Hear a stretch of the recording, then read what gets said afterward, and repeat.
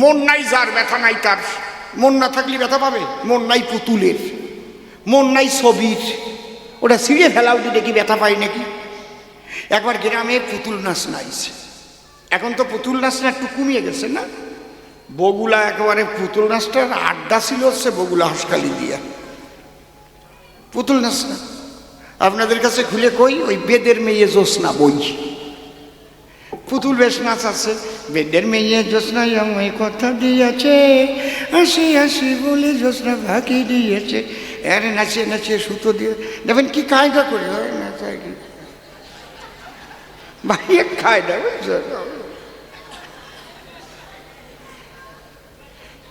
অঞ্চল প্রধান ওই পুতুল নাচ না দেখতে গেছে। বেদের মেয়ের অভিনয় দেখে খুব খুশি হয়েছে, 500 টাকা নিয়ে দিচ্ছে পুরস্কার। আজকে আমাদের অঞ্চল প্রধান সাহেব বেদের মেয়ে জ্যোৎস্নার অভিনয়ে খুব খুশি হয়ে তাকে 500 টাকা দান করছে, সবাই হাতে তালি দিচ্ছে। আর যে সুতো ধরিয়ে ওই যে পর্দার আড়ালে আছে, তো দুটো কাঠি থাকে, ওই ওরে তো দেখা যায় না। সে মনে মনে চিন্তা করে, প্রধান সাহেব 500 টাকা দিয়েছে বেদের মেয়ের, তাহলে ওনার একটু সম্মান জানানোর আছে প্রয়োজন। টাকা তো প্রথম নিয়েছে, পকেট আছে, ঢুকোইছে, ঢুকোইয়ে 2 হাত এক করে প্রণাম দিতে গেছে আর কি। হাতে সুতো টান দিতে তার সুতো টান হয়ে গেছে, অমনি প্রধানের মুখে যাই লাথি বাড়িয়েছে। প্রধানের সঙ্গে যারা ছিল তারা কি আজকে পুরস্কার দিয়ে লাথি দুটো 10 সালারে মার সালারে পুতুল ধরে তো আসর মারিয়ে ভাইয়ে চুড়ে ফেলিছে, বুঝেছো? তাই ওটা না, পিছনের টারে 10। আপনারা একটু চিন্তা করেন, জ্ঞানী দলে পুতুল যখন মেরে ভেঙে ফেলে না, পুতুল কি কিছু কয়? আমারে মারিয়া না কয়, কিন্তু পিছনের ডানে ধরিয়ে যেই চালানো আরম্ভ করেছে, ও কয় আমার ভুল হয়ে গেছে বাবু, আমার ওই সুতো টান দিতে ভুল হয়ে গেছে, আর গুতু আপনি নেবেন না বাবু। তাহলে মন আছে যার, ব্যথা আছে তার।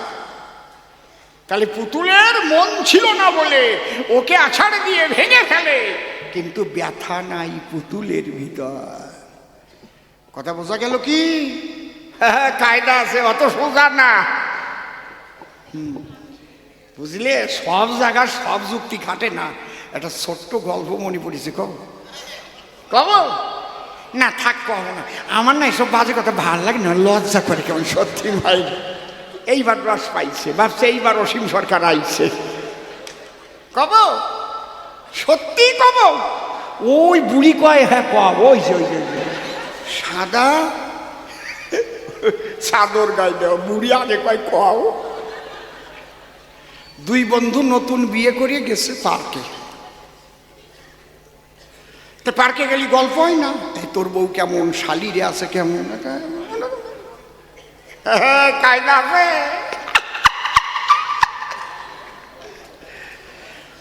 বন্ধুরে, আমার ভাগ্য ভালো না, আমার শালি টালি নাই, 1 ভাই 1 বোন। কয় তোর কপাল মন্দ, বিয়ে করি আজকে লাভ হয় নাকি, শালি না থাকলি, বুঝিস? আমার 6টা শালি। কয়টা জানো বাসু? 27টা। তোর বউ তোরে ভালোবাসে কেমন? বউ আমার খুব ভালোবাসে, মারাত্মক ভালোবাসে, দারুণ ভালোবাসে, অসম্ভব ভালোবাসে, খুব ভালোবাসে।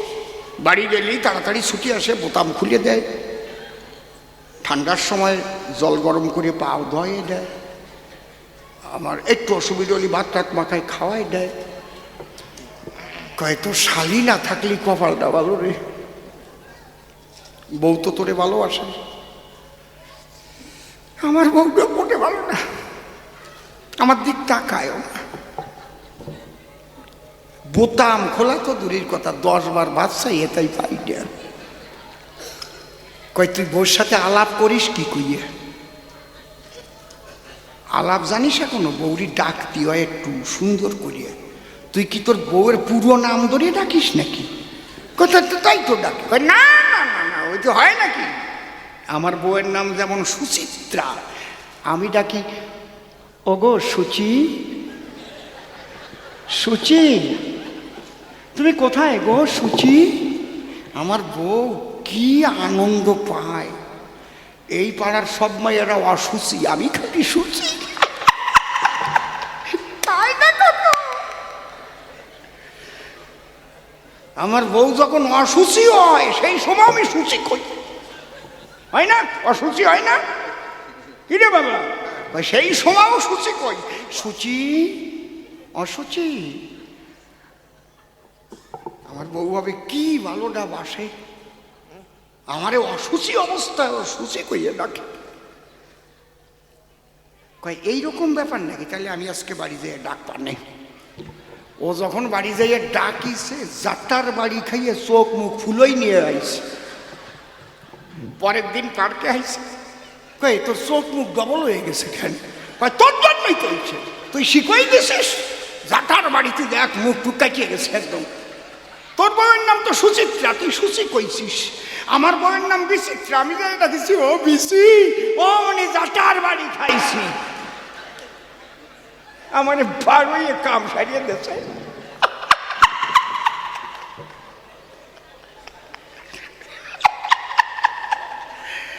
তুই ছোট করে ডাকতে কইছিস, আমি বিচিত্রা প্রথম 2 অক্ষরে ডাকিছি। তুই যেমন সুচিত্রা, সুচি, বিচিত্রা।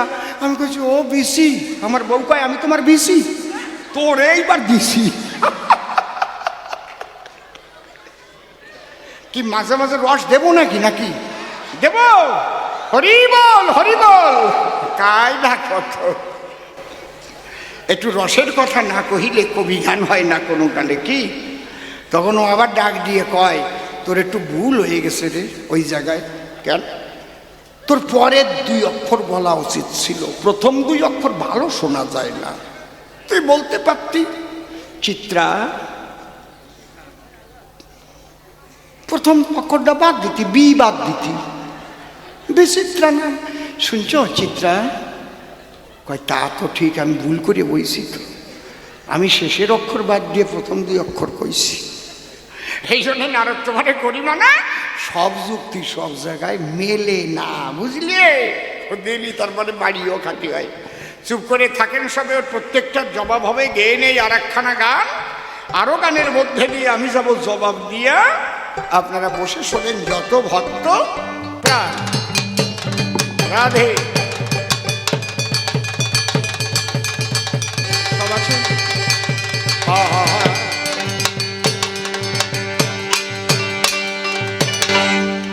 হা হা হা।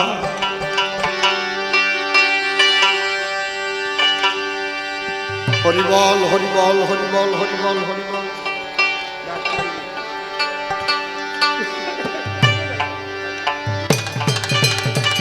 জয় জয় রাধা কৃষ্ণ প্রেমানন্দে, হরি হরি বল।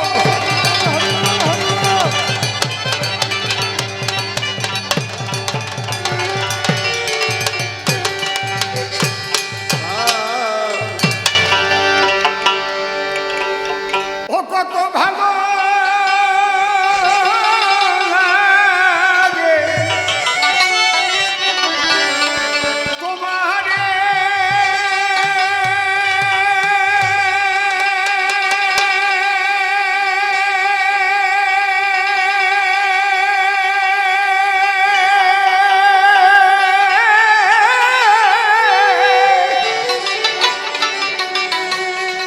কিশোর বন্ধু বাঁশরি, বাঁশরি কত ভালো লাগে তোমারে, কিশোর বন্ধু বাঁশরি কত ভালো লাগে তোমারে, কিশোর বন্ধু বাঁশরি।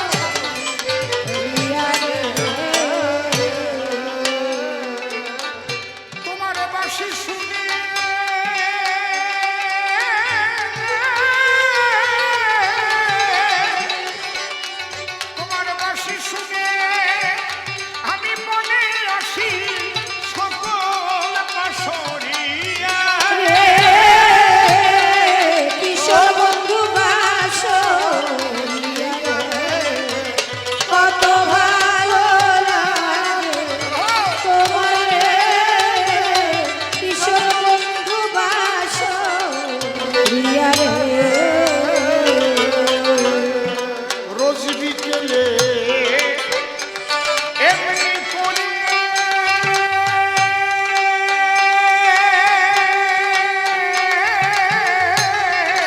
এই পথ দিয়ে যাও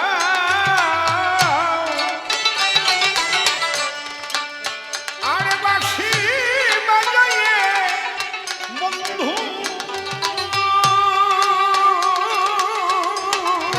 আর নয়নে চাও বাবা তোমার বাঁশি সারা পেয়ে আমি আশা পথ থাকি চেয়ে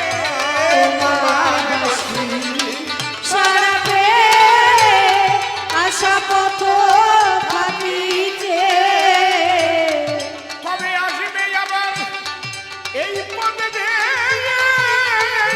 বসরি বাজাইয়া রে কিশোর বন্ধু বাঁশরিয়া রে ও কত ভালো লাগে তোমারে কিশোর বন্ধু বাঁশরিয়া রে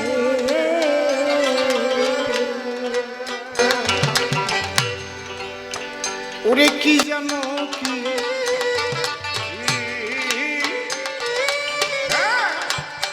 জানে রে বন্ধু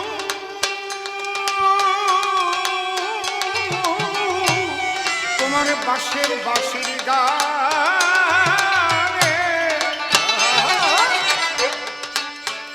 এত ভালো লাগে লাগে কেন বুঝি না তার মানে কি জানো কি জানে রে তোমার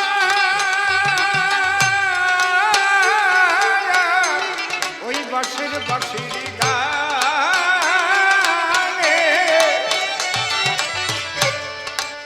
ওরে এত ভালো লাগে লাগে কেন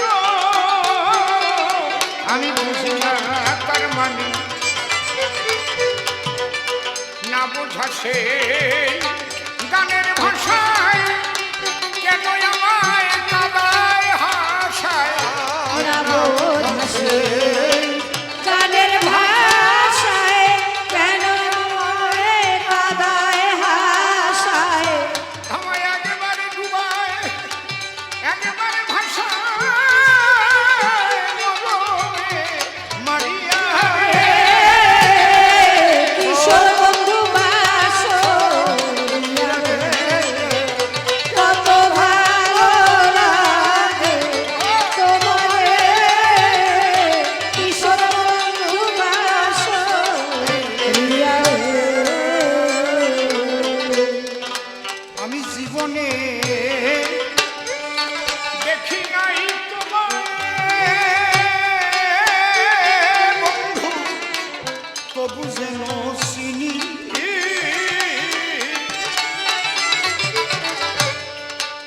ওরে অচেনা কি এত এত আপন সকল আপন জিনি আমি কবে তোমার আপন হব মনের কথা ভেঙে কব কবে তোমার আপন মনের কথা ভেবে কব তবে আমার আমি ওরে তোমায় দেব সহজে জানিয়া রে কিশোর বন্ধু বাঁশরিয়া রে কত ভালো লাগে তোমারে কিশোর বন্ধু বাঁশরিয়া রে সখিত চরণে মানুষ এসে বাড়ির ধারে আঘাত দিয়ে ফিরে যায় সে মনের মনের গোপন গাবে। পাগল বিজয় বলে এমনি করে কতবার সে গেল সরে। বিজয় বলে এমনি করে কতবার সে গেল সরে। এখন আমি ঘুরে বেড়াই জনম ভরে আপন হারাইয়া রে। কিশোর বন্ধু কত ভালো লাগে তোমারে। কিশোর বন্ধু ভাই গো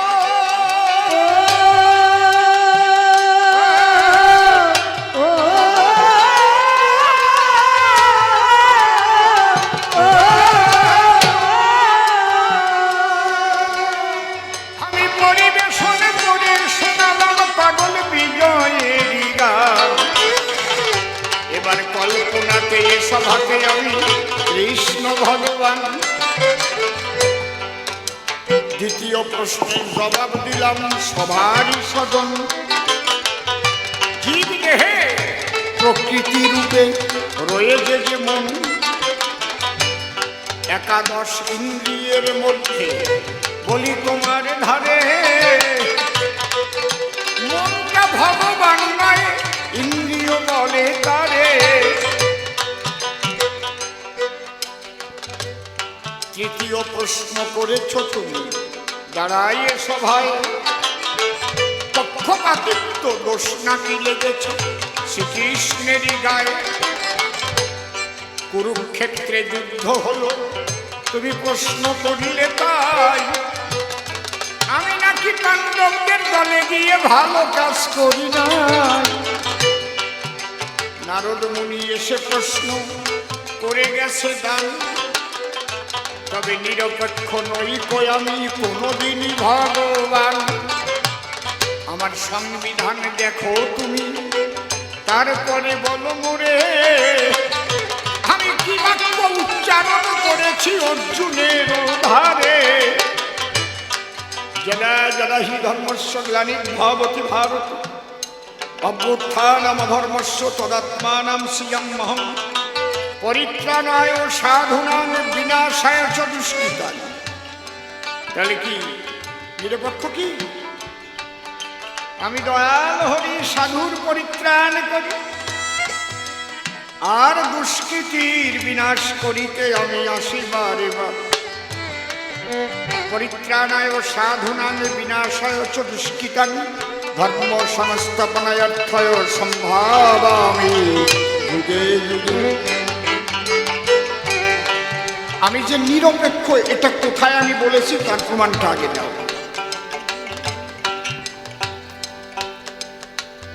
চিরকালই আমি সাধুর পক্ষে, শোনো দিয়ে মন নিরপেক্ষ ভগবান নয় তো কদাচন। নিরপেক্ষ থাকলে পরে গো ভক্তকে রক্ষা করবার করে বারে বারে আসি কি আমি এই অবনি করে। আমার পক্ষ আছে, সেটা ধর্মের পক্ষ। যেখানে ধর্ম সেখানে আমি, যেখানে অধর্ম আমি তার বিপক্ষে। তুমি তো আমাকে আগেও এই কথাটা জিজ্ঞেস করেছিলে, এখন ভুলে গেলে? দেখে নাও, এখন ভুলে গেলে তুমি? কুরুক্ষেত্র যুদ্ধের আগে দিন আমার কাছে এসেছিলে, সেদিন তুই আমার কাছে তুমি জিজ্ঞাসা, আচ্ছা কৃষ্ণ কমলাক্ষ তুমি কেন গেলে পাণ্ডবদের দলে? কি গুণ আছে তাদের বুঝাও একটু বলি। দুর্যোধন তোমার নিজের বেআই মহাশয় জানে সর্বজন বেআইকে কি কারণে তুমি করিলে বর্জন। তোমাকে দুদিন আমি বলেছি, বিস্মরণ হয়ে গেছো নাকি আমার কাছে খোঁচাতে আসে? কারণ তোমার তো খোঁচানো স্বভাব আছে, তোমার যে খোঁচানো স্বভাব আছে এটা আমি জানি। হ্যাঁ না, তোমাকে প্রথম একদিন আমি বললাম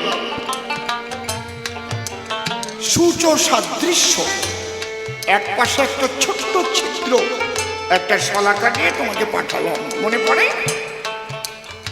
আমি তোমাকে বলে পাঠালাম তুমি দুর্যোধনের কাছে গিয়ে বলবে এই ছিদ্র পথে একটা হস্তি যাতায়াত করেছে, তুমি বিশ্বাস করো কিনা? তুমি বললে এ আমি যেতে পারবো না, বলতে পারবো না। এ বললে আমি মার খেয়ে মার খেয়ে আসবো। কেন? বলি এই ছিদ্র দিয়ে সুতো দেওয়া যায় না, আর হাতি যায়।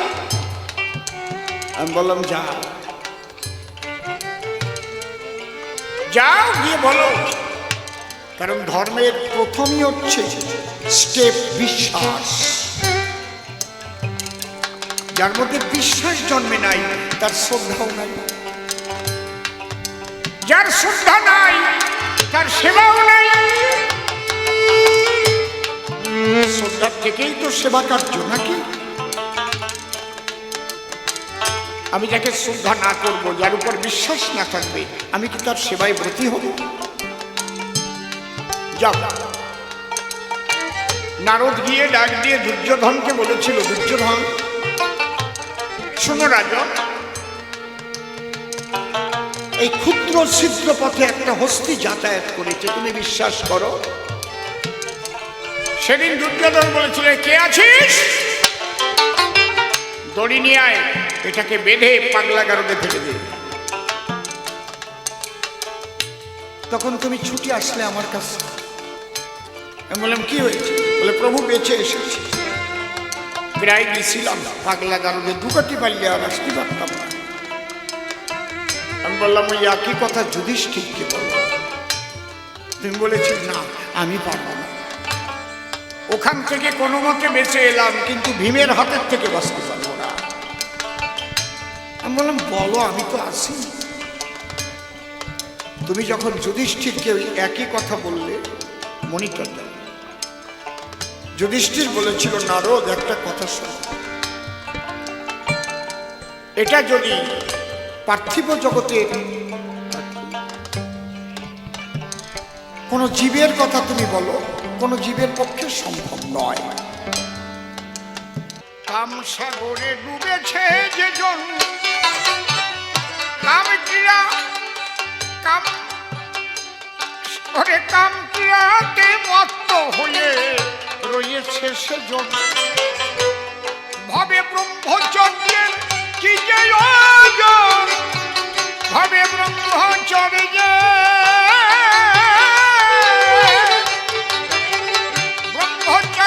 কি যে ওজন, বুঝবে কি তার ক্ষুদ্র জ্ঞানে সেভাবে কত জানে, যেভাবে যদি দিয়েছে সে সেভাবে কত জানে। এই ভবে যারা ভক্ত মহাজন,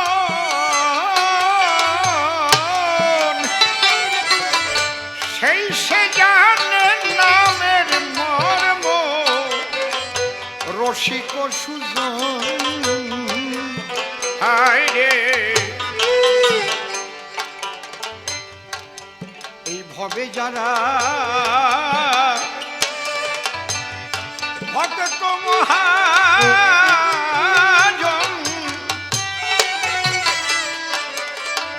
সেই সে জানে নামের মর্ম, সে রসিক সুজন। যার গোষ্ঠীতে নাই ইষ্টের ভজন, যার গোষ্ঠীতে নাই ওরে ইষ্টের ভজন, সেই পাপিষ্ঠকে ঈশ্বর মানে, সেই সেভাবে কত জানে, সেভাবে যে ডুব দিয়েছে সে সেভাবে তত্ত্ব জানে। হায় রে, কাকে খোঁজে বিষ্ঠা কোথা, কোকিল খোঁজে মিষ্টি, যার যাতে হয় ইষ্ট পূজা সেই দিকে তার দৃষ্টি। হায় রে, হায় রে, কাকে খোঁজে বিষ্ঠা কোথা, কোকিল খোঁজে মিষ্টি, ওরে যার যাতে হয় ইষ্ট পূজা সেই দিকে তার দৃষ্টি। চাতকের মন কখন বৃষ্টি, তিনি পাখি সন্তোষ সেই সেভাবে তত্ত্ব জানে। যেভাবে যে ডুব দিয়েছে সে সেভাবে তত্ত্ব জানে।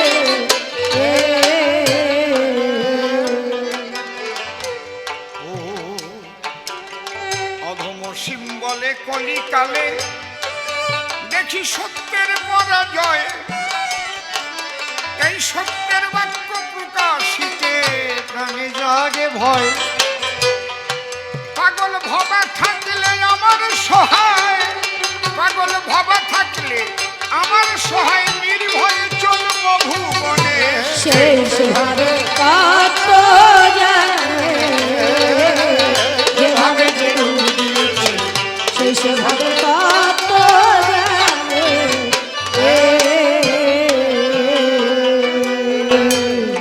মন, মন কভু ভগবান নয়, নহে তো ঈশ্বর।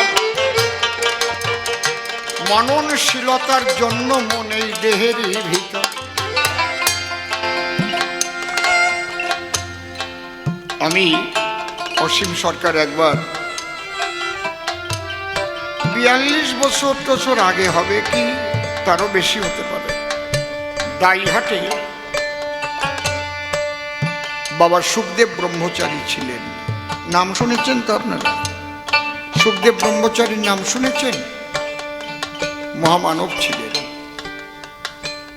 এদিকে কালনা ভবা পাগলা আর ওদিকে দাইহাটে সুখ গোসাই।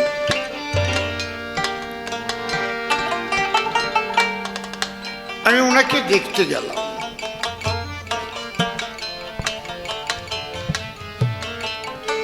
তখন আমার কত বয়স, 22-23 হবে, 42-43 বছর আগে।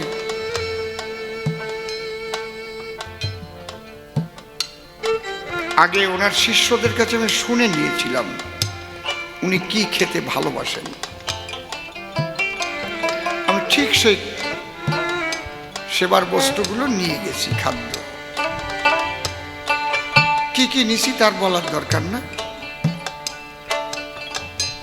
ওটা মাসের প্রথম শুক্রবার ছিল যেদিন গেছি। গিয়ে দেখি ওনার আশ্রমে জগদীশ তলায়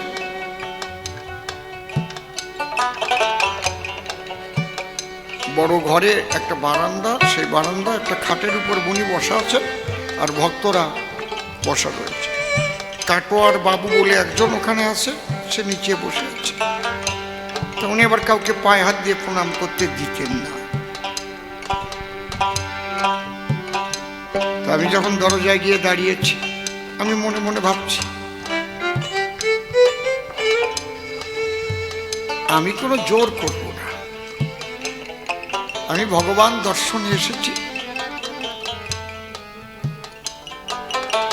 কিন্তু উনি বলছেন ওরে ছেড়ে দে, আমার কাছে আসতে দে। সবাই একটু অবাক হয়ে গেল। আমি গেলাম, প্রণাম করলাম, পাশেই বসলাম। কুফার্স ক্যাম্পের তিলক নামে ওনার একজন ভক্ত এখনো বেঁচে আছে, খুব ভালো গান করে চড়া সুরে। উনি ওনার সম্পর্কে একটা গান লিখে এনেছেন।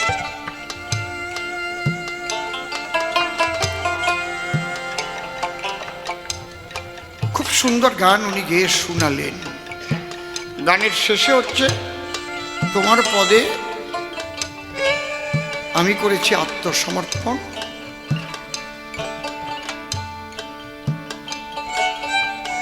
আমার আমিত্ব আমি করেছি বর্জন, এরকম পদ আর কি।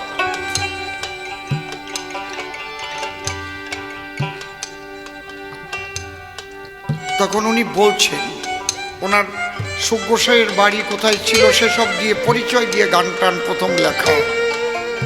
গুরুকে যেমন গুরু ব্রহ্মা গুরু বিষ্ণু গুরুদেব মহেশ্বর গুরুরেব পরম ব্রহ্ম তস্মৈ শ্রী গুরবে নমঃ, একদম ঈশ্বর জ্ঞানে গানের মধ্যে রয়েছে। তখন সুগোসাই বলতেছে আমার বলে জন্ম হয়েছে, আমি জন্মিও না আমি মরিও না, তোরা দেখিস আমি জন্মেছি আমি মরিছি, আমি খুব আনন্দ পাচ্ছি। ভালো কথা কয় তো।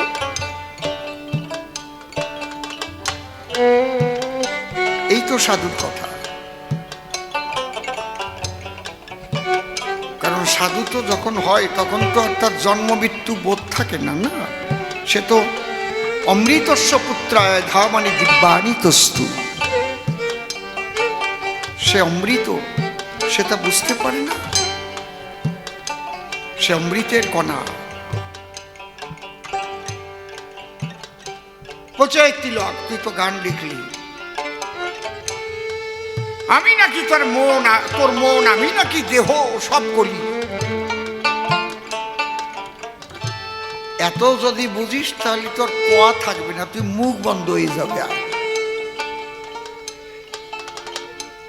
তুই তো সব বলতেছিস, এর মধ্যে ভুলও বলেছিস ঠিকও বলেছিস। যে আমার উপর করবে সব সমর্পণ, সে আমার কাছে এসে এত বাক্য বলে কি কারণ? তুই তো একটা গান লিখে এনেছিস, আমাকে শোনাচ্ছিস, তোর লেখনীটা কেমন হয়েছে এইটাই যা বুঝাবার জন্য আসছিস আমার কাছে। তার মানে এই গানের মধ্যে তোর আমিত্ব আছে, কোথায় ধরেছে বুঝতে পারছি, কি সূক্ষ্মভাবে ধরেছে। তোর উদ্দেশ্য কি? যে গানটা আমি আজকে গুরুকে শোনাই, আমি লিখেছি।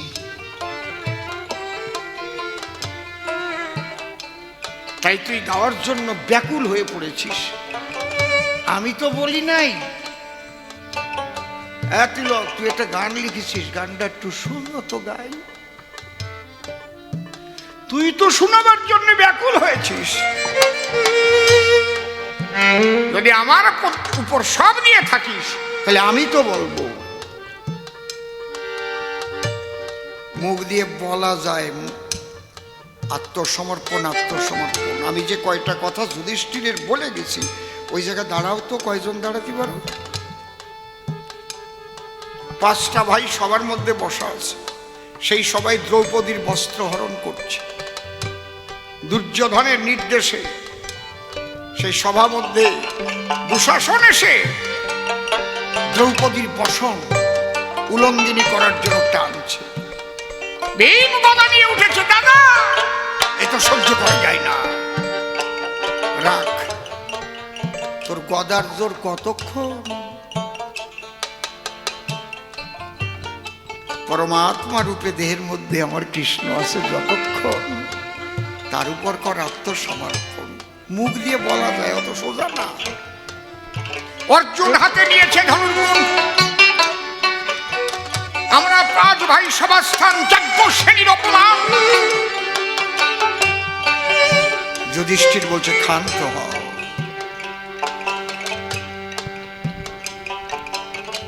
তোমার কর্তৃত্ব দেখাতে গেলে শ্রীকৃষ্ণ যাবে ফেলে, শ্রীকৃষ্ণের চরম তলে করো আত্মদান। দ্রৌপদী কখনই বলেনি তোমরা 5 ভাই বসা আছো, বাঁচাও সম্মান। দ্রৌপদী কি করলো? কৃষ্ণ পদে আত্মসমর্পণ করে 2 হাত তুলে হা কৃষ্ণ বলে ডাকবে। কোথায় কৃষ্ণ প্রাণনাথ? নাথ, নাথেই তো বনে তাঁত। সকলে মিলিয়া করিল আত্মসমর্পণ, যে কারণে বসন যোগাই আমি নারায়ণ। কত বসনে টানিবে দুষ্ট দুঃশাসন, যত টানে যোগাই আমি ভগবানে। বসনের আর অভাব হলো না তখন, গাদা হয়ে গেছে টানতি টানতি, তার যে বসন করাই আছে। নারদ, এই জায়গায় যাওয়া অত সোজা না, মুখ দিয়ে বলা যায়।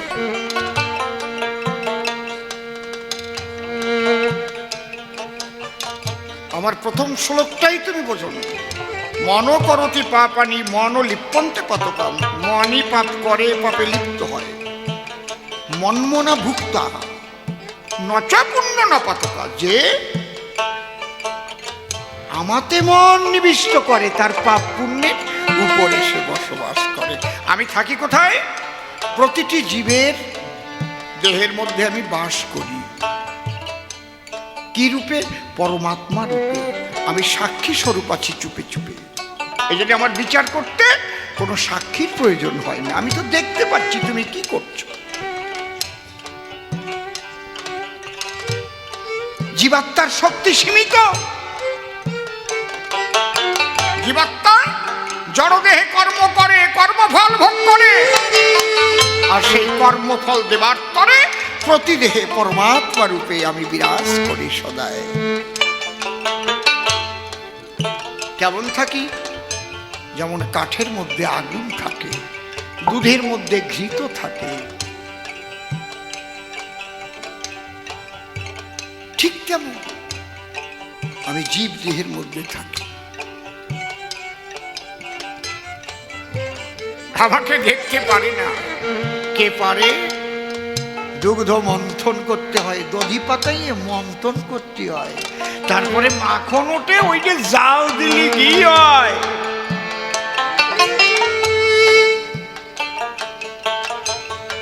আমি আসি কিন্তু আমাকে দেখতে পাই না। কাঠের মধ্যে আগুন আছে, ঘর্ষণ করলে কাটে কাটে আগুন জ্বলে। জীবাত্মা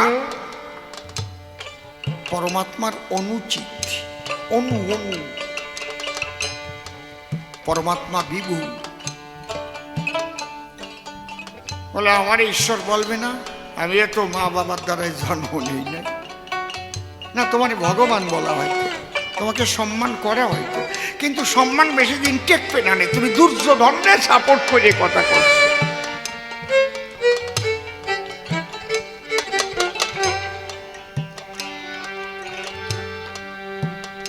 আত্মসমর্পিত হলে সে হয় কৃষ্ণের দাস। জীব নিত্য কৃষ্ণ দাস, শাস্ত্রেতে প্রকাশ।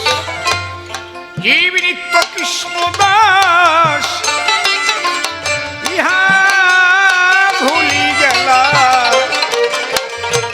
অতএব মায়া পিশাচি গলেতে বান্ধিলা। এই যে আমিত্ব বোধ থাকবে যতক্ষণ, পাপ পুণ্য ভোগ থাকবে ততক্ষণ। এটা যে যতটা বর্জন করতে পেরেছে সে তত শান্তিতে আছে। ওই জন্য প্রকৃতি ক্রিয়মানানি গুণই কর্মানি সর্বস্ব, অহংকার ও বিমূঢ়াত্মা কর্তা অহমিতি বর্ণতে। প্রকৃতির 3 গুণের দ্বারায়, সত রজ তম, 3 গুণের দ্বারাই কর্ম করে।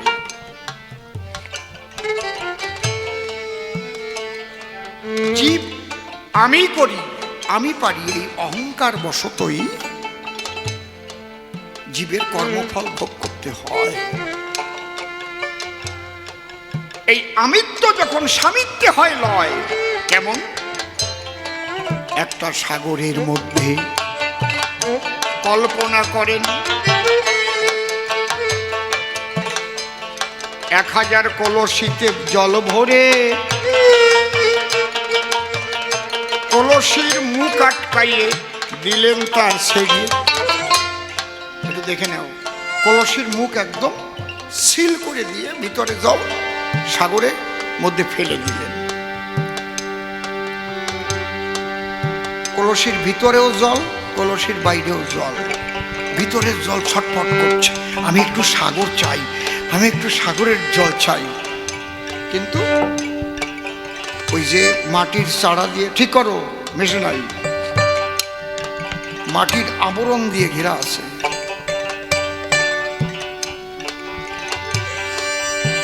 সে সাগরের মধ্যে ডুবে থাকতেও বুঝতে পারছে না, কেন? আবরণ।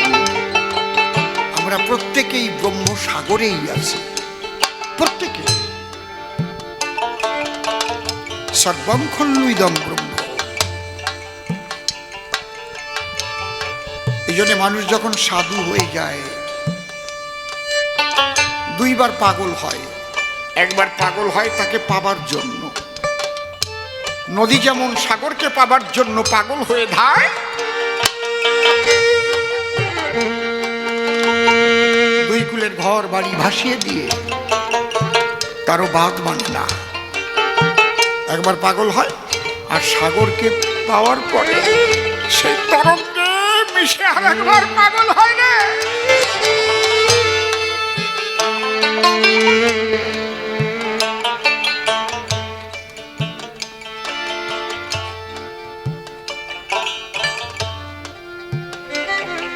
ওই কলসির ভিতরে জল পাগল হয়ে উঠেছে, আমি কবে সাগরের সঙ্গে মিশবো। সে আছে সাগরের ভিতরে, যদি কোনো প্রকার একটা ছিদ্র করে দেওয়া যায় তাহলে ভিতরের জল বাইরের জল একাকার হয়ে যায়। হরি বলো, হরি বলো। ওইটা হচ্ছে মায়ার আবরণ, আমিত্বের আবরণ, কর্তৃত্বের আবরণ। আমি করি, আমি পারি, জীবের এই স্বভাব। এই জন্যে অনেক কিছু ঘটে তার অভাব। কর্মফল ভোগ করতে হয় গো, আমি বলি তো বোধারে। একবার কারো প্রতি গুরু কৃপা হলে পরে ওই মায়ার চারি যখন ভেঙে যায়, জল একাকার হয়ে গেল, প্রেমানন্দে বদন ভরে হরি হল হরি হল। তাকে সমর্থন করে তুমি কথা বলছো, যুধিষ্ঠিরের বিরুদ্ধে কথা বলছো। হ্যাঁ, আমি কৃষ্ণ ধর্মরাজ্য প্রতিষ্ঠার জন্য যা যা শয়তানি করা প্রয়োজন হয়েছে তাও করেছি, তাহাই ধর্ম। ধর্মরাজ্য প্রতিষ্ঠা করতে গিয়ে যদি মিথ্যা কথাও বলা হয় তাহাই ধর্ম।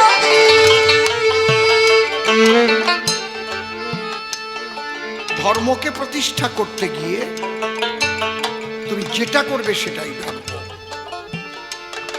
প্রয়োজনে মানুষ খুনও করতে হতে পারে, তাই ধর্ম। উদ্দেশ্য কি? ও তো মানুষ বেশি শয়তান। ওই শয়তানগুলো ধ্বংস না হলে ধর্মের উত্থান ঘটবে কেন? ধর্ম রাজ্য প্রতিষ্ঠা করতে গেলে অধর্মকে তো ধ্বংস করতে হবে। অধর্মের আশ্রয় নিয়ে যারা আছে সেই কয়টা যদি দমন না হয় তাহলে ধর্ম উঠবে উঠে। তা করতে যা যা লাগবে তাই তাই করতে হবে।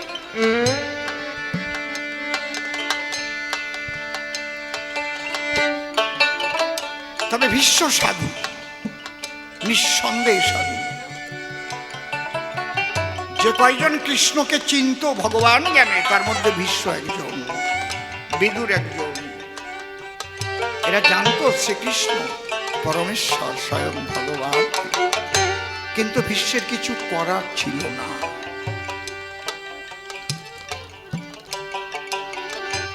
ভীষ্ম মরত না, কিন্তু এমন একটা কর্ম করেছিল যে জন্য ভীষ্ম আর বেঁচে থাকতে পারল না।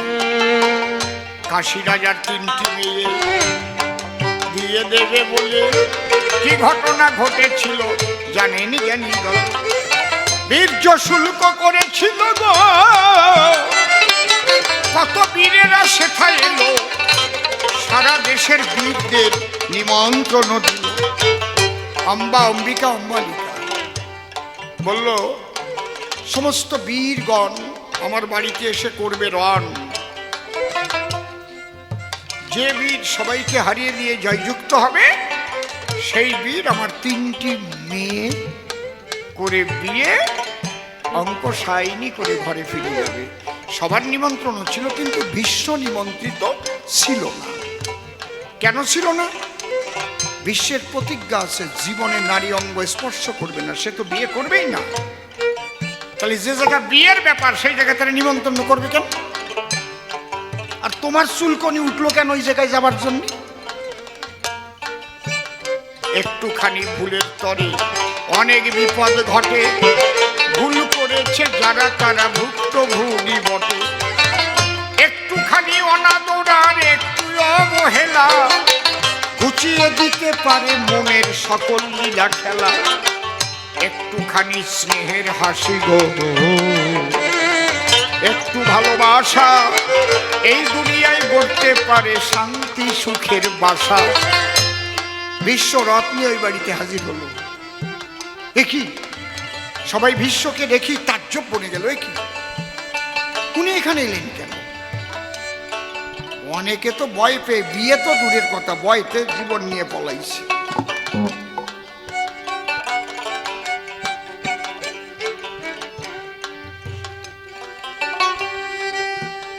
বিশ্ব সবাইকে পরাজিত করল। শল্যরাজ যুদ্ধে ব্রতী হয়েছিল, হেরে গিয়ে মৃতপ্রায় সেও পলায়ন করল। ওই পর্যন্ত ঠিক ছিল। রাজাকে যদি তখন বলতো এত বড় একটা মহোৎসবের আয়োজন হচ্ছে, আমি তো বিচারক হিসাবেও থাকতে পারতাম তোমার কাছে। আমি বৃদ্ধ হয়ে গেলেও যুদ্ধের শক্তি আমার যায়নি। কিন্তু এই 3টি মেয়ের হাত ধরে রথে তুলে নিল, হস্তিনায় নিয়ে নিজের ভাইয়ের সঙ্গে 2 জনেকে বিয়ে দিল। তুমি যখন নিয়ে আসছো হাত ধরে, তাহলে তুমি বিয়ে করো। তুমি পেয়েছো যুদ্ধ করে, তুমি দিতে পারো এনে তোমার বাইরে। এ অধিকার কে দিয়েছে? অম্বা কহিল তবে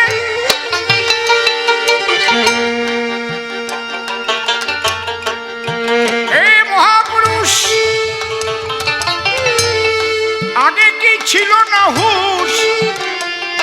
আমাদের এনে কেন অপরের হস্তে দেবে?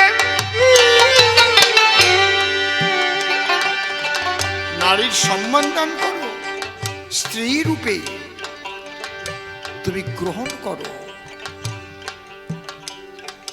ভীষ্ম কহিল, নারী আমি মা বলে সম্বোধন করিতে পারি। না না না না, আমি স্ত্রী বলে গ্রহণ করতে পারি না। আমি ব্রতচারী, ব্রতধারী, ব্রহ্মচারী। অম্বা কহিল, তবে তুমি যদি ব্রহ্মচারী ব্রতচারী, তবে হস্ত ধরি পরের নারী কেন রথে করে আনলে হস্তিনাপুরী?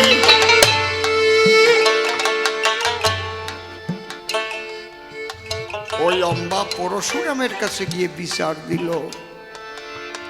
পরশুরাম ভীষ্মকে ডেকে নিল, বলল, বাবা তুমি বিবাহ করো, বিবাহ করেও ব্রহ্মচর্য রক্ষা করা যায়।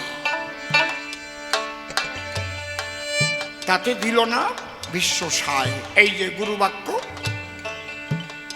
বর্জন করলো, আর এক অপরাধ জন্ম নিল। বাবা শুক্ল বস্ত্রে মসি বিন্দু জইছে না লুকায়, সাধকের অল্প ছিদ্র সর্বলোকেই গায়। ওনার ওই কালা জামায় যদি কালি ঢালিয়েও দেয় বোঝা যাবে না, কিন্তু আপনার ওই সাদা গেঞ্জিতে 1 ফুট ফেলাই দেখেন, ঠিক ওই রকম। এই জন্যই ভগবান বলছেন সাধু সাবধান। যে যত উপরে উঠবে তার বেশি ভয় থাকবে। আমি এখান থেকে পড়ে গেলে মরবো না, যদি একটু বাজিয়ে পড়েও যাই তারে, কিন্তু একটু উপরের থেকে পড়লি বানার বয়স। আর যদি হিমালয়ের উচ্চ শৃঙ্গ থেকে পড়ে যাই, আমাকে রক্ষা করার কেউ নাই। বিশ্ব ঠিক অতটা উপরের মানুষ।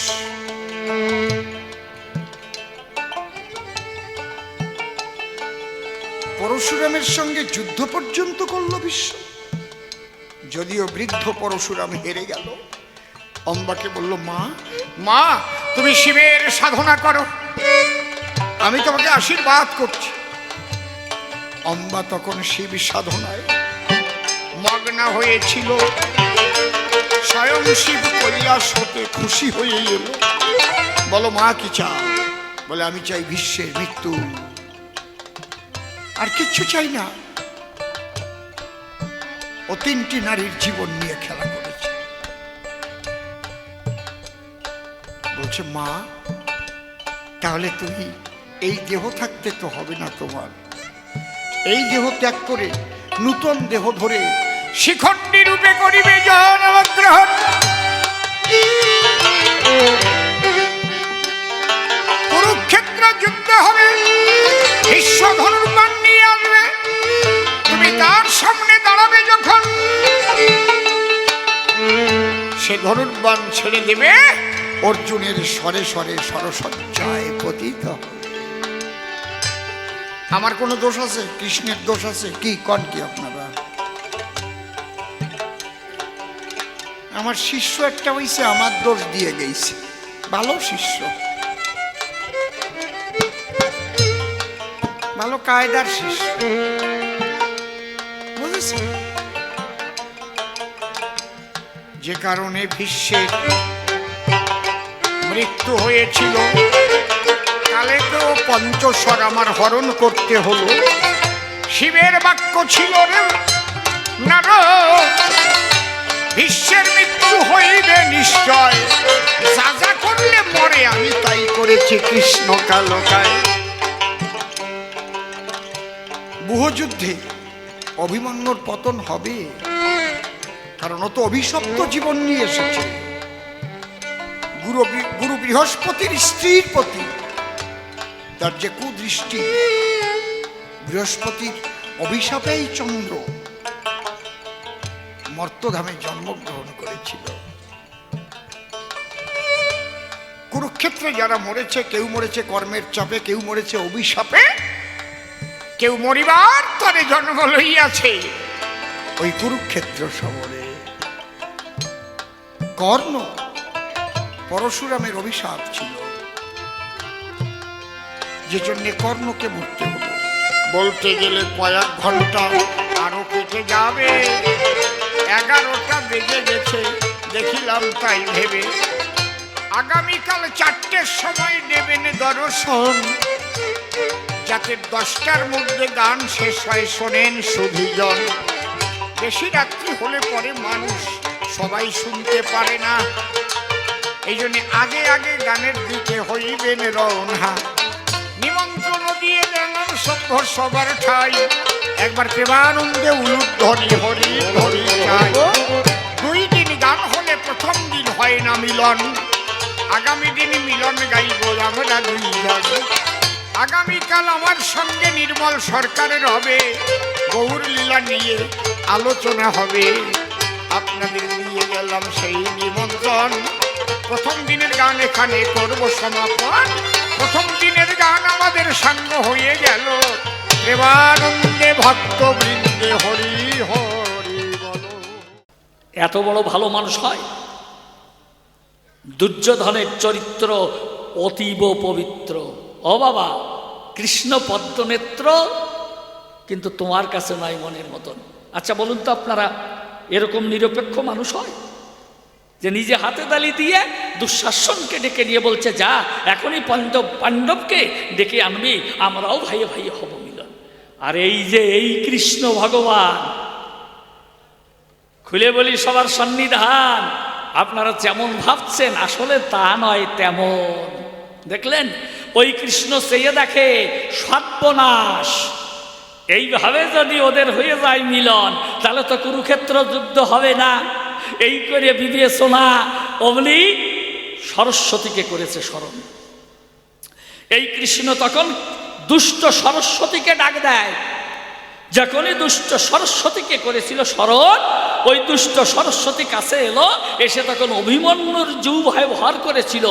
আগে যে ভাই বলে বক্ষে দিয়েছে আলিঙ্গন, আর সেই অভিমন্যু তখন ওরে ওই লক্ষণকে ছেড়ে দিয়ে এভাবে বুকের পারে লাথি মেরে ডাক দিয়ে বলছে, তারে তুই আমার চিরশত্রু, তুই আমার ভাই না, তুই আমার শত্রু।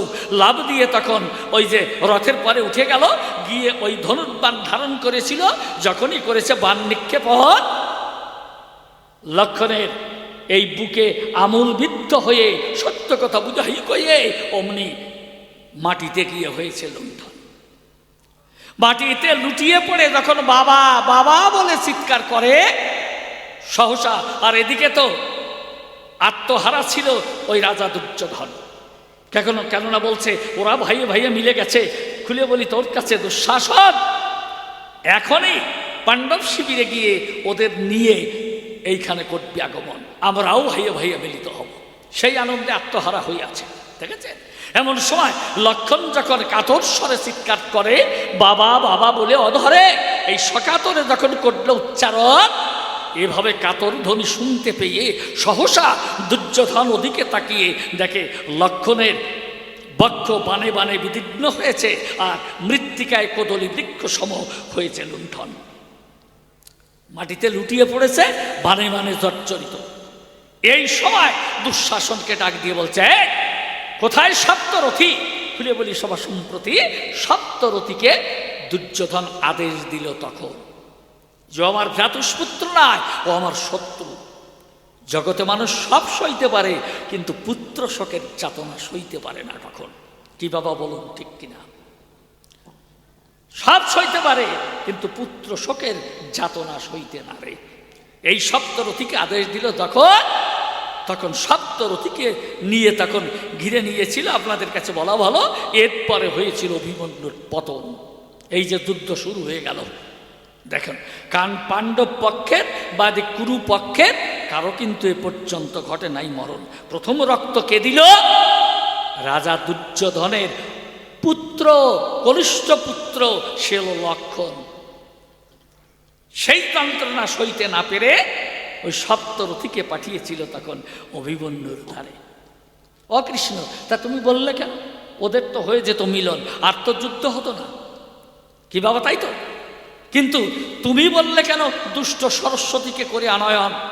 যে দুষ্ট সরস্বতী কথা লয়, এখনই যাও ওই অভিমন্যুর কণ্ঠে তুমি ভর করো এখন।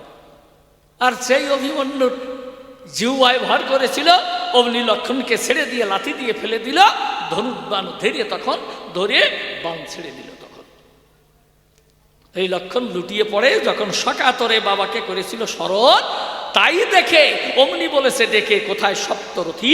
এই সপ্তরথীকে করেছিল প্রেরণ। তাহলে যুদ্ধের নায়ক কে বাবা? কে যুদ্ধ বাধায়? হ্যাঁ, ওই রকম আর একদিন ওই যে ভীষ্ম যে জন কালকেও পঞ্চবাণ তৈরি করে। আমি জানাই আপনাদিকের গোচরে, কালকেও পঞ্চবাণ দেখেছেন তো? মানে যাতে হবে পঞ্চ পাণ্ডবের মরণ। যখন কালকেও পঞ্চবাণ তৈরি করেছিল, আর তো কেউ জানে না, জানে একমাত্র কৃষ্ণ কেলে শোনা মদন মোহন। কৃষ্ণ ডাক দিয়ে কয় অর্জুনের ধারে, অর্জুন, একদিন ছোটবেলায় দুটি বর দিতে চেয়েছিল না তোমার দাদা রাজা দুর্যোধন? বলে হ্যাঁ। যেদিন চিত্ররথ গন্ধর্ব ওই ভানুমতিকে হরণ করে, খুলে বলি আপনাদেরকে গোচরে, তখন এই দ্রৌপদীর কথায় অর্জুন অস্ত্র করল ধারণ। ভাই তোমাদের ভাইয়ের কাছে শত্রু হতে পারে, কিন্তু নারী কখনো নারীর কাছে শত্রু হতে পারে না। নিজে অস্ত্র হাতে দ্রৌপদী লাফিয়ে পড়ল যখন, তখন ওই অর্জুন গিয়েছিল চিত্ররথকে বন্ধন করে ভানুমতিকে উদ্ধার করে নিয়ে এলো। এই দুর্যোধন দুটো বর দিতে চেয়েছিল তখন। সেদিন এই যে দুর্যোধন, খুলে বলি সভাপতি, অর্জুনকে দিতে চেয়েছিল দুটি বর। আজকে আর ওই যে কৃষ্ণ নটবর, তাই অর্জুনকে করিয়ে দিল স্মরণ। দেখেন, আর কেউ জানে না। ওই যে কালে কেউ পঞ্চবাণ জানে মাত্র কৃষ্ণ ভগবান। যখনই অর্জুনের কাছে কয়, অর্জুন, সন্ধ্যার অন্ধকারে তুমি যাবে তোমার দাদা দুর্যোধনের ধারে, ওই যে দুটি বর, ওই দুটি বর কামনা করবে তখন। সত্যি। তবে হ্যাঁ, অর্জুন, তোমায় করি মানা, আমি যা শিখিয়ে দেবো তাই চাবে। খুলে বলি তোমাকে এবে অন্য কিছু চাইতে পারবে না। বলছে আমি যা চাইতে বলবো তাই চাবে। বলে তাহলে বলো।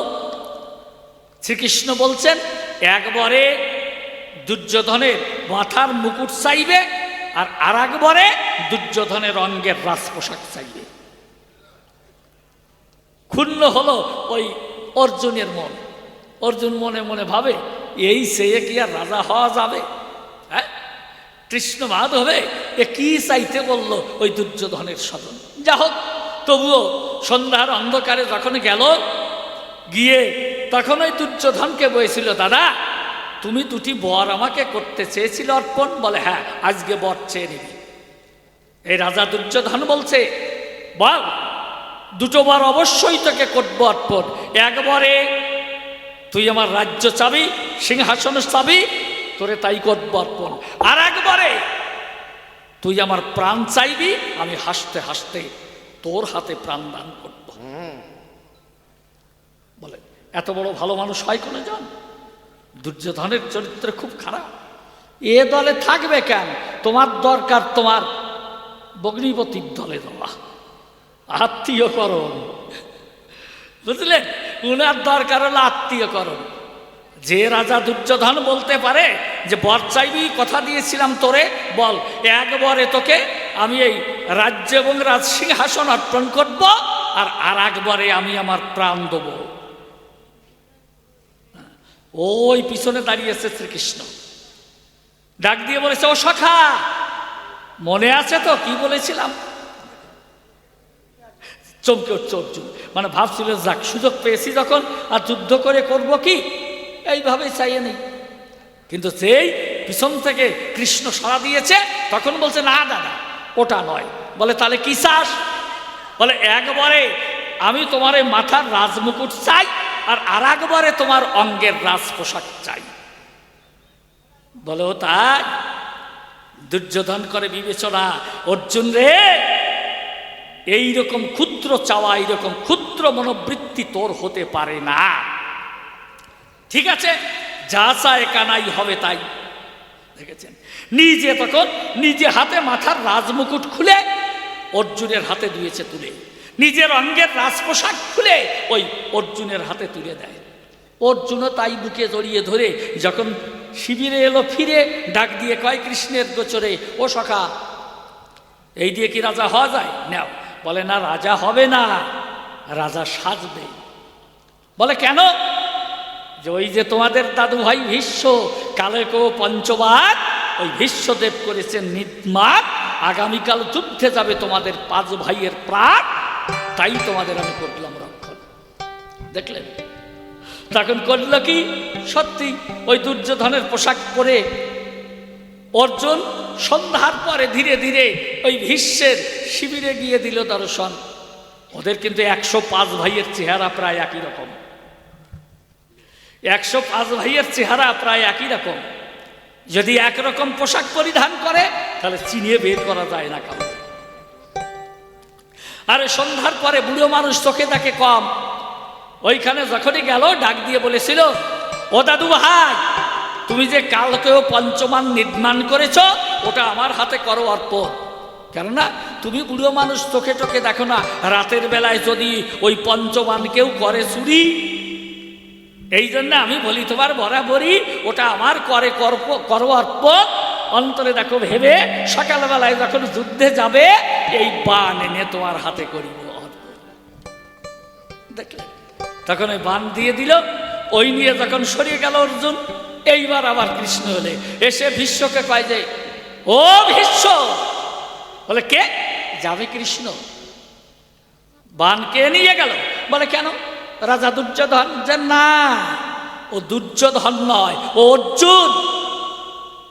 দেখলেন? বলে কি?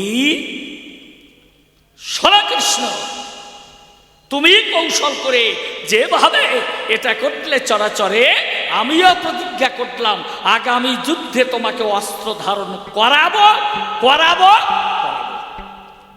যিনি প্রতিজ্ঞা করে আসছেন এই কুরুযুদ্ধে কোনো অস্ত্র ধারণ করবেন না, কিন্তু পরের দিন যুদ্ধে গিয়ে ভীষ্মদেব এমন ভাবে করেছে আক্রমণ, ভীমের নাক মুখ ফেটে খুলে বলি আপনাদেরকে নিকটে দর দর দর দর করে রক্ত পড়ছে।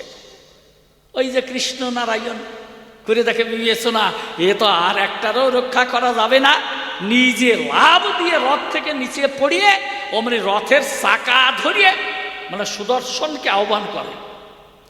আসতে দেরি করল সুদর্শন চক্র এসে পারে নাই, আর ওই যে কৃষ্ণ কানাই লাভ দিয়ে নেমে রথের চাকা ভেঙে তাই ধরে বিশ্বদেবকে করেছে আক্রমণ। দেখলেন, বিশ্বদেব প্রণাম করে অস্ত্র দিয়ে ছেড়ে ডাক দিয়ে বলে, হে ঠাকুর, আমার মতো অধম তুমি যে আমার বাক্য রক্ষা করেছ, এতেই ধন্য হলো আমার জীবন। এই হলো বিশ্বদেব। তারে তুমি সরসজ্জায় মারলে কি খান? যাক, এইবার ছোট্ট একখানা গান গেয়ে আমার মতো আমি যাবো দিয়ে এরপরে ভগবান উপনীত হয়ে আপনাদের আনন্দ রস করাবে আস্বাদন।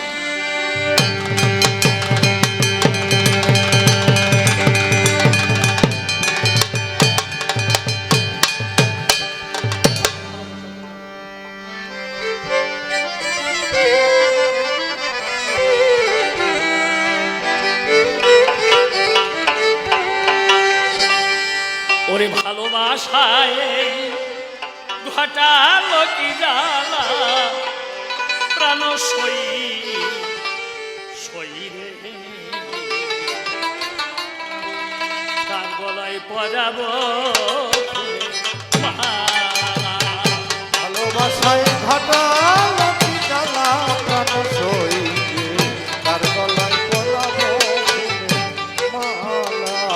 ও কথা কইতে নারী সইতে নারী, কইতে নারী সইতে নারী, কাঁদি যে কার গলায় পরাবো ফুলের মালা, সই রে, কার গলায় পরাবো ফুলের মালা।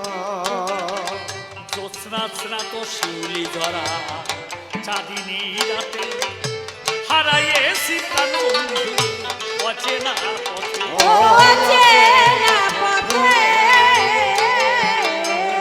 এখন নিচে হলো আধার রাতে আশার প্রদীপ জ্বালা, নিচে হলো আধার রাতে আশার প্রদীপ জ্বালা।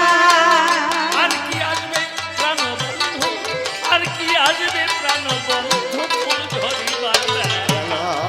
কার গলায় পরাবো ফুলের মালা, ও সই রে, কার গলায় পরাবো ফুলের মালা। ও বাবা, তুমি খুলে বলো, এই ভীষ্মদেবের জীবনে এমন কি অপরাধ ছিল যার জন্য সরসজ্জায় হল? কর্ণ, যেদিন কর্ণ যুদ্ধের সেনাপতি, খুলে বলি সবাই সম্পত্তি, ওই যে কৃষ্ণ জগৎপতি, অমনি কুন্তির কাছে হয়েছিল তাই বলে, ওমা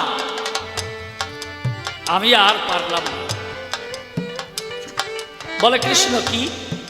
বলে আমি আর তোমার ছেলেদের রক্ষা করতে পারবো না। যে কেন?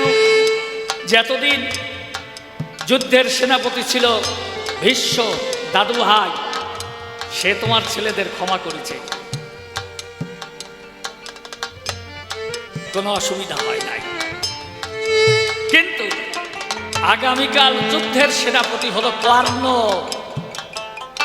এই কর্ণ যেমন ভারতের অদ্বিতীয় বীর, তোমার ছেলে তৃতীয় পাণ্ডব অর্জুন, সেও ভারতের অদ্বিতীয় বীর, কেউ কাউকে ক্ষমা করবে না। এই জন্য তুমি আমার কথা লাও, এই রাতের অন্ধকারে তুমি কর্ণের শিবিরে দাও। দেখলে, তাহলে পরিচালককে, নায়ককে, করাইকে কৃষ্ণ জনার্দন। যখন এই যুক্তি দিল, সন্ধ্যার অন্ধকারে খুলে বলি আপনাদিকের গোচরে ওই কর্ণের শিবিরে মাতা কুন্তি গিয়ে শিবির দুয়ারে দাঁড়ালো। পদশব্দে চমকে উঠে কর্ণবীর বলছে, কস্তম কে? কারো কোনো সাড়া নাই। একটা আলোকবর্তিকা হাতে নিয়ে, মানে একটা প্রদীপ হাতে নিয়ে কর্ণ শিবিরের বাহিরে গিয়ে দেখে একজন অবগুণ্ঠনপতি রমণী দাঁড়িয়ে আছে। কথায় এই প্রদীপটি মুখের কাছে তুলে ধরে দেখে কুন্তী চমকে উঠেছে। ও ওই মাতো লহমম প্রণাম, ওই মাতো পাণ্ডব জননী, তোমাকে আমার সভক্তি প্রণাম। কুন্তী করে বর্ণনা, কর্ণ রে, আমি শুধু পাণ্ডব জননী না, মনের কথা তোর কাছে কই, আমি যে তোর মা হই। চমকে উঠেছে কর্ণ তখন, তুমি আমারও মা হও? বলে হ্যাঁ রে কর্ণ। কর্ণ বলেছে হ্যাঁ মা, কত রাতে তোমারই মতো একখানা মুখ আমি স্বপ্নে দেখেছি, কতবার তোমার মতো একখানি মুখচ্ছবি আমি স্বপ্নে করেছি দর্শন। আমা তুমি কি সত্যিই তুমি আমার মা? কুন্তী বলেছে হ্যাঁ রে কর্ণ, এই আমি তোকে গর্ভে ধারণ করেছিলাম। বলে মা, তাহলে সকলে আমাকে বলে রাধেয় নন্দন, খুলে বলি তোমার ধার রাধেয় নন্দন বলে সবাই দেয় থুৎকার, আমি নাকি অস্পৃশ্য, আমি নাকি রাধেয় নন্দন। ও মা, তুমি তো এতদিন বলনি কর্ণ তুই আমার ছেলে। কুন্তী বলেছে কর্ণ রে, আমি যে তোকে কুমারী অবস্থায় জন্ম দিয়েছি, আমি তোকে কুমারী অবস্থায় জন্ম দিয়েছি বলি তোর কাছাকাছি, সেদিন যদি আমি তোকে আমার বক্ষে করতাম ধারণ, সমাজ অঙ্গুলি হেলনে বলেও বলতো পাপিও, আমার আপনজন সকলে আমাকে করতে বলত। তাই আমি যে অনুপায় রে কর্ণ, তাই তো জন্মলগ্নে আমি তোকে নদীর বক্ষে ভাসিয়ে দিয়েছি। ওই যে দেখ কর্ণ, তোর বিদায়ী লড়াটা আমার রক্তিম চুম্বা এখনো জলদল করে চলছে। ফিরে আয় কর্ণ, ফিরে আয়, তুই আমার জ্যেষ্ঠ পুত্র, তুই রাজা হবি।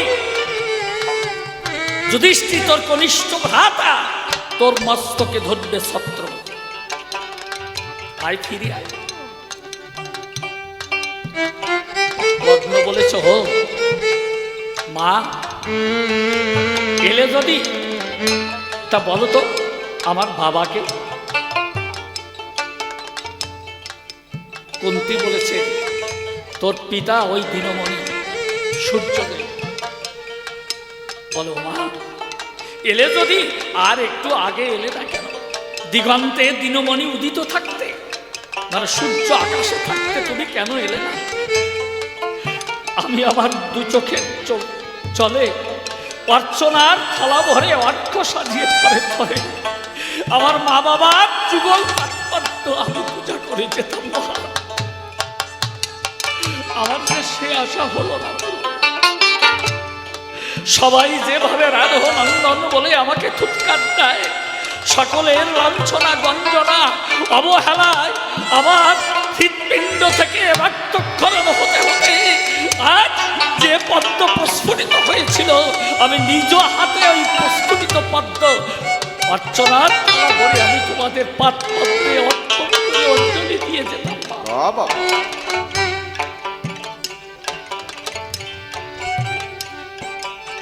তবে শোনো মা, এই যে রক্তক্ষয়ী মহাযুদ্ধ হল, এই বুভুক্ষ কুরুক্ষেত্রে রক্ত পিয়াসা মেটেনি। সে শুধু কৌরবদের রক্তে সন্তুষ্ট নয়, তোমার যে কোনো একটা সন্তানের রক্ত তাকে দিতে হবে। বলো মা, কাকে দেবে? একদিকে তোমার পঞ্চ পাণ্ডব, আর একদিকে আমি অভাগা কর্ণ। পঞ্চ পাণ্ডবের সবাই কথা নয়, যুধিষ্ঠির সাধু মানুষ, তাকে ছেড়ে দিলাম। ভীম গোয়া, তার কথাও ছেড়ে দিলাম। নকুল সহদেব, তারা দুজন শিশু ভোলা না, তাদেরকেও ছেড়ে দিলাম। কিন্তু অর্জুন অর্জুনকে ছেড়ে দেব না। আমার অর্জুন যেমন এই ভারতে অদ্বিতীয় বীর, আমিও কর্ণ এই ভারতের অদ্বিতীয় বীর। একই পুণ্যভূমিতে একই সিংহাসনে যেমন দুজন রাজা একসঙ্গে প্রতিষ্ঠা পেতে পারে না, আর এই পুণ্যভূমিতে ভারত মাতার পুণ্যভূমিতে এই দুজন বীর একসঙ্গে প্রতিষ্ঠা পেতে পারে না। তাই তো বুভুক্ষ কুরুক্ষেত্র, তোমার এই দুটি সন্তানের যে কোনো একটির রক্ত চায়। একদিকে তোমার স্নেহশীল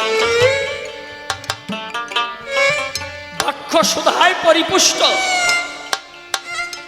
তৃতীয় সন্তান অর্জুন, আর আরেকদিকে অবজ্ঞা, অবহেলা, লাঞ্ছনা, গন্ধনায় জর্জরিত বুভুক্ষ বক্ষে আমি পদ্মমান। কাকে চাও? অর্জুনকে না আমাকে?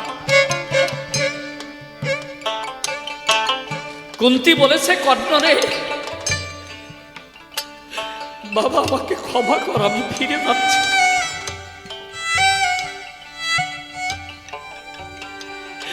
দেখো, দুর্ভাগা জানা হয়,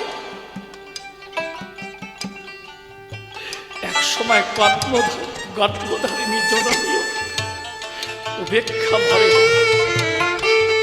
ফেলে যাচ্ছে।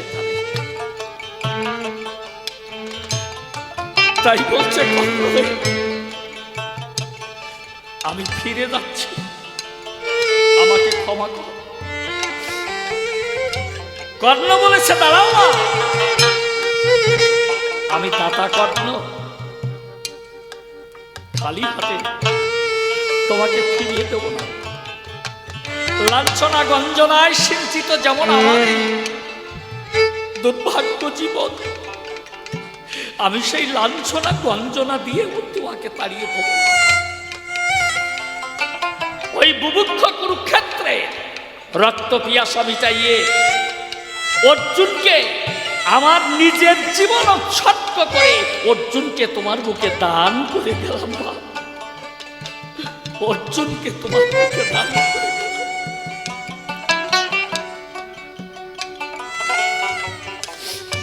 সেই কর্ণ যুদ্ধক্ষেত্রে গিয়ে রথের চাকা গেড়ে গেছে।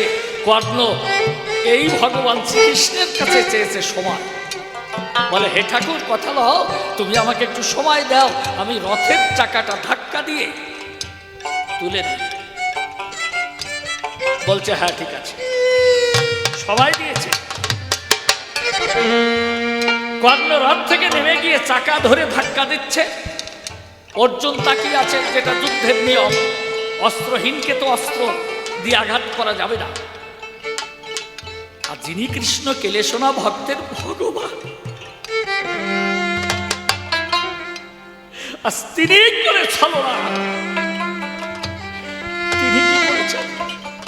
অর্জুনকে বলছে, অর্জুন দাঁড়িয়ে দেখছো কি? একবার যদি এই কর্ণ রথটাকে ধাক্কা দিয়ে তুলতে পারে, তোমার মতো হাজার অর্জুন একত্রিত হলেও ওই কর্ণকে বধ করতে পারতে না। কথা ধরো, বাণ ছাড়ো। শ্রীকৃষ্ণের কথায় অর্জুন ধনু হাতে নিল, সঙ্গে সঙ্গে বাণ ছেড়ে তখন কর্ণকে বিঁধল। বক্ষ মাঝে মানবিদ্ধ হয়ে পড়ে যা, অবাক হয়ে ভগবানকে দেখুন। বাণবিদ্ধ অবস্থায় কর্ণ লুটিয়ে পড়ে গিয়ে ভগবান শ্রীকৃষ্ণের দিকে চেয়ে প্রণাম দিয়ে বলেছে, ঠাকুর তোমার ইচ্ছাই পূর্ণ হয়ে, তুমি যাহা চেয়েছ তাই। ও ভগবান, এই কর্ণ কি তোমার ভক্ত নয়? নিজের পুত্রকে স্বামী স্ত্রী করার ধরে নিজের পুত্রকে কেটে, যদিও এই ধরনের কথা শাস্ত্রের এই মানে যুক্তিহীন কথা মানতে কষ্ট হয়, কিন্তু তবুও তো আমাদের প্রাচীন শাস্ত্রের পাতায় এগুলি আছে নাকি? তা না হোক, পুত্র কেটে না হয় নাই দিক, কিন্তু তাও তো কর্ণ যা করেছে। বলো বাবা, তুমি তাকে বধ করলে কোন কায়দায়? কি করে আদেশ দিলে যে তাড়াতাড়ি বান ছাড়ো, ওই কর্ণকে মারো, তা না হলে তোমার মতো হাজার গন্ডা অর্জুন একত্রিত হলেও কর্ণকে জয় করতে পারবে? এই কয়েকখানা প্রশ্ন আমি সবাই করলাম দান। এখন আমি আমার কর্ম সমাধান, এরপরে ভগবান এই আসরে আসিলেন ভালোভাবে জবাব দিয়ে আপনাদের বুঝাবে।